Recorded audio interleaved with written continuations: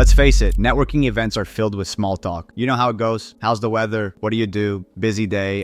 It feels repetitive, awkward, and honestly forgettable. But here's the thing. Those seemingly pointless conversations, they're actually golden opportunities if you know how to steer them the right way. In today's video, I'm going to show you how to turn those boring small talk moments into big opportunities that lead to meaningful connections and ultimately new business. So here's the first thing you need to understand. Small talk is just the warm-up. It's not about the weather, it's about finding that moment when the conversation shifts into something real. But to get there, you need to guide it. When someone asks, "What do you do?" don't just give them your job title. Instead, frame your answer with a benefit. For example, instead of saying, "I'm in sales," try, "I help businesses generate more leads and close deals faster by optimizing their outreach." See the difference? Now you've given them something to latch onto. You've not only said what you do, you've hinted at how it might help them or someone they know. And once the conversation gets rolling, here's the magic question that works every time. What are you currently working on that you're most excited about? Trust me, this question changes the game. People love talking about things they're excited about, and it gives you a natural way to find common ground. Maybe their project overlaps with something you've done, or maybe you know someone who could help.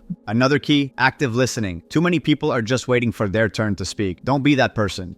If someone shares something about their business or goals, dig deeper, ask follow-up questions. Things like, "What's been the biggest challenge with that so far?" Or, "How are you planning to overcome that hurdle?" Not only does this keep the conversation flowing, but it shows you're genuinely interested, which is rare at these events. And when people feel heard, they remember you. Now, here's a little pro tip. Always carry a few useful conversation starters in your back pocket. Things like, "What's been your biggest takeaway from the event so far?" Or, "Did you catch the keynote? What did you think?" These types of questions are non-intrusive, but they open the door for more meaningful conversations. Let's say the conversation's going great and you feel like there's potential for collaboration or future business. This is where most people get stuck. They don't know how to smoothly shift from chatting to exchanging contact info. Here's what you need to say. "Hey, I really enjoyed this conversation. I'd love to stay connected and continue it sometime. What's the best way to reach you?" Simple, natural, and non-pushy. And if you've got a digital business card, this is where you really shine. Instead of scrambling for paper cards or awkwardly typing in numbers, you just tap or scan and your details are saved instantly on their phone. It makes the whole exchange effortless and leaves them with a solid first impression. Once you've made that connection, the follow-up is crucial. Within a day or two, send them a quick message that's personal and thoughtful. Something like, "Hey John, it was great meeting you at the sales event. I really enjoyed our conversation about the top keynote speakers. I'd love to grab coffee or hop on a call sometime and explore how we can collaborate." Notice how it's specific? That's important. A generic follow-up feels like spam, but referencing your conversation makes it personal and keeps the momentum going. Here's another little hack. Don't just wait for them to reply. Stay on their radar by engaging with them on LinkedIn. Like or comment on their posts. It's a subtle way to stay top of mind without being overbearing, and it makes your follow-up conversations feel more natural. So let me wrap this up with a final thought. Small talk isn't the enemy, it's just the entry point. The trick is knowing how to steer it in the right direction. If you lead with curiosity, listen actively, and make it easy to connect, those small conversations can open big doors. If this video gave you some ideas on how to improve your networking game, give it a like and share it with someone who needs to hear this. And if you're ready to ditch paper business cards and upgrade to something smoother, check the link in the description for my favorite digital card tools. Trust me, once you start using them, you'll never go back. Thanks for watching, and I'll see you on the next video.